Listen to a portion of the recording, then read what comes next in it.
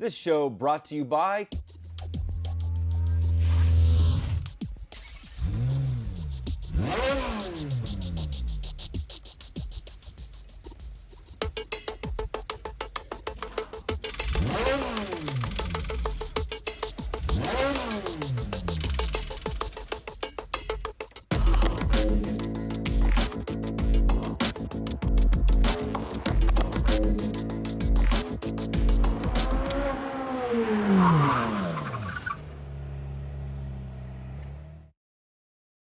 Welcome to Inside Sim Racing. I'm Darren Ganji and I'm here with some additional crew coverage. I'm going to do a review on the crew and that's going to be coming in the next week or so.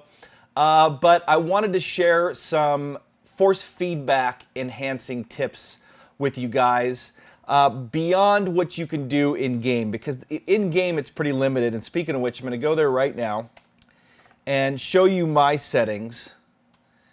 And then go to and show you how to create what's called an XML file. Basically, it's an ExtraConfig.XML file.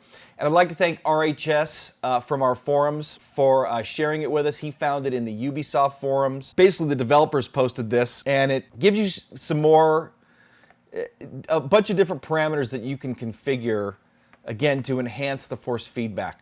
And I'll go into more detail on exactly what it does. Well, to an extent, but how they explain it.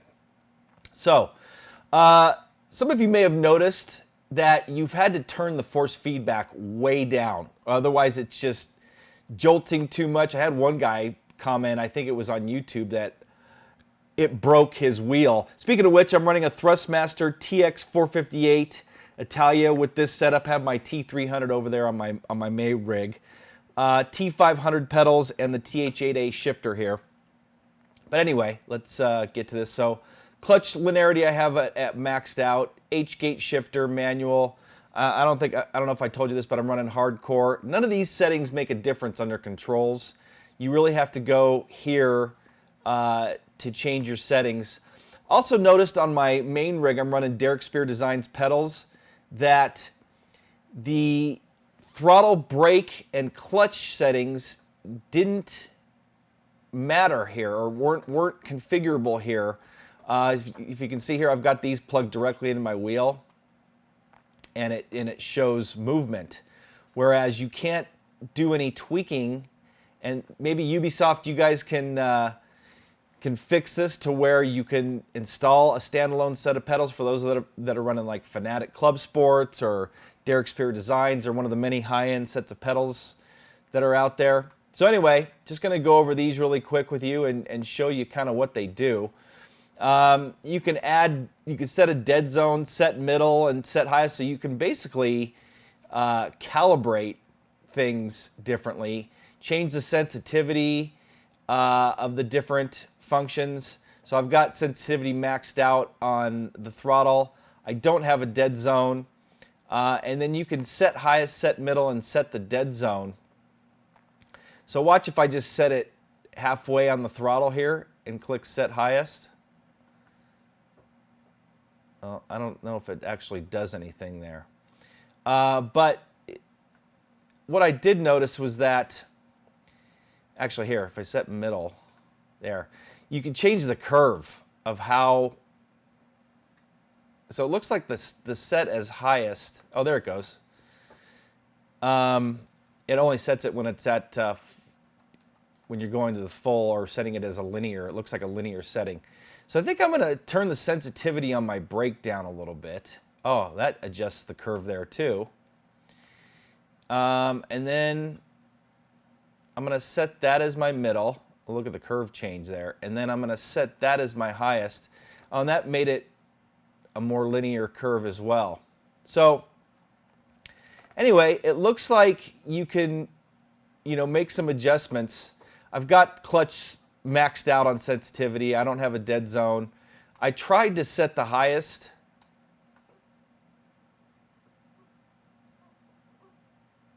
Because on my clutch, I don't want it going full throw, so it disengages the clutch and works a little bit differently. So anyway, those are just some generic settings.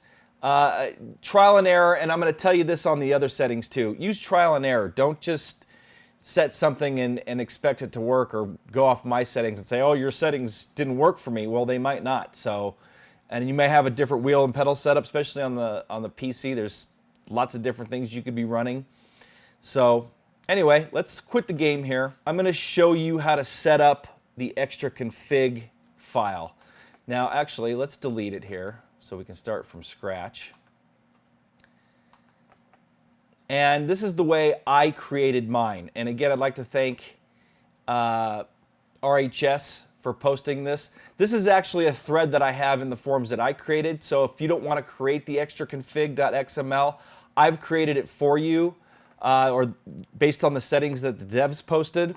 So if you want to just copy and paste that, right-click on it, and I'll have a link right here, so you can go right to this thread and do this exact thing.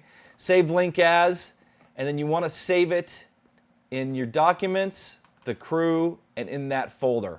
So I'm not going to do that because then it's just going to put it there for me. So I'm going to show you how I actually created one as well. So just in case you want to create your own. And it also shows you how to edit an XML file. So you can either open an XML file and it's going to look like this and you can't do anything with it. Or if you right-click on it, click Edit, it's going to open it in Notepad.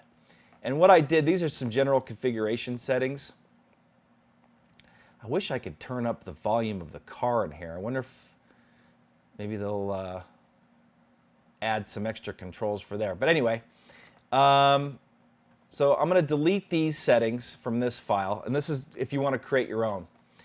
Okay, and then go to the thread that RHS posted. Let's go back there, navigate there. And I'll have a link to that right here as well. And both of these links will be in the description of this show. And so if you go to the crew, force feedback, extra tuning PC version, this is the thread that RHS posted. If you could scroll to the bottom and copy these lines, and there's two ways you can do it, Control-C, or if you right-click on it after you've highlighted it, click Copy. Go back to the config blank file that you just edited, and either Control-V to paste it, or right-click and paste. So once you've done that, you can see these lines here. Now they're editable, or changeable, or however you want to refer to it. And then you're going to save as, and you're going to call it ExtraConfig.XML. Now make sure you spell it right there. ExtraConfig.XML. Change this to all files, so you don't want to save it as a text file, and then hit save. And now you have, let's go back there and see it. You're going to have an XML file, and see, you can tell by the little icon next to it, and it's shown here as an XML document, and if you open it, it shows just like an XML did. So now I'm going to tell you a little bit about what the devs from the crew said about this. And basically what you're doing is adding some extra parameters to the force feedback code to make it feel better and have more options to adjust. And I definitely felt the difference. The force feedback didn't feel as abrupt. You didn't have to turn the slider all the way down in game. You could have it at halfway or turn it up even more. And there's lots to tweak, obviously, as you saw from that file. And I'm not quite sure I understand it all, but I thought I'd show you guys how to add that file just because it does enhance it. So here's what the devs had to say about it. The force feedback is mainly computed from the torque alignment from the physics. This guide is meant for wheel users on the PC that are looking for extra configuration settings. The force feedback is computed from the tire physics, and the tire physics compute four things: lateral forces, longitudinal forces, vertical forces, and torque alignment. And the force feedback is mainly computed from the torque alignment from the physics.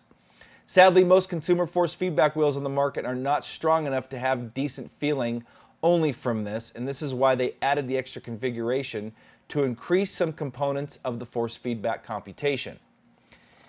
So the thread, and if you go back to, let's go back to the thread, that I have a link to it here again for you, and again it's in the description. It goes over what each of these lines, it explains what each of these lines do. I've honestly only edited the damper factor, which is about halfway down, this one right here. I changed it to 0.5. And make sure you keep the quotation marks and just basically edit that number. And it added a little bit more weight, it seemed, to the wheel. But if you really want to dive into this, and I haven't yet, I just basically used the settings that RHS posted, and they were the same ones posted in the Ubisoft forums. It definitely made a difference and made the force feedback feel better, smoother, and just, I liked it a lot better than the default. So, again, you can go to the thread, check it out. We'd love for you to share your findings. If you find a better setting than what the devs posted, post what wheel you're using. You can start a new thread, add to RHS's thread, add to my thread, but share what you've found. One of the things I am going to mention really quick is the force feed, that's the second to last line that you can edit, the force feedback weight rate. And basically their explanation of that is the tire's physics are refreshed at 300 hertz. So a rate of 1 in that number, that setting, will update the force feedback at 300 hertz as well. A rate of 2 will refresh it at 150 hertz, etc. Some force feedback drivers can't handle a higher refresh rate, so if you experience frame rate issues with the force feedback wheel, increase this value to reduce the refresh rate. So this is, again, posted right from the Ubisoft forums, and they got the weight rate at 5, which is what I'm using as default, and it seems to work great with the Thrustmaster. If you have like a direct drive wheel or a wheel that can refresh at a higher rate, or the driver can refresh at a higher rate, you may want to set that to 1. And again, I'm going to recommend using trial and error here. Don't just set it, don't tweak every one of those lines and then try to figure out what made those adjustments. One at a time, go back in the game, see how it feels, and then go from there. Again, use trial and error. So that's going to wrap things up. Hopefully you've enjoyed this and you'll get something out of this, and mainly you'll be able to enhance your force feedback in the crew, which I'm enjoying. I think it's a really fun, great diversion title. No, it's not sim racing, it's open world, and there's a story involved, but how cool is it that you get to run it with your wheel and pedal set and a shifter, full clutch, manual shifting, and get to, experience that type of game. I personally love that.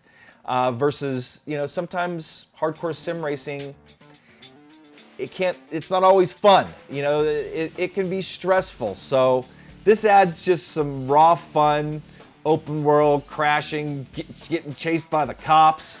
So anyway, join us at our forums. We'd love for you to share your settings, ISRTV.com/forums.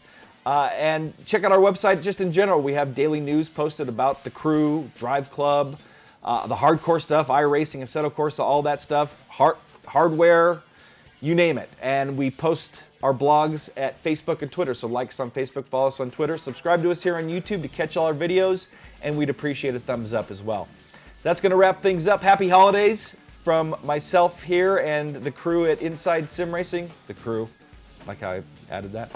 And hopefully you guys have a safe and happy holidays. I'm Darren Ganji. I'll see you guys next time.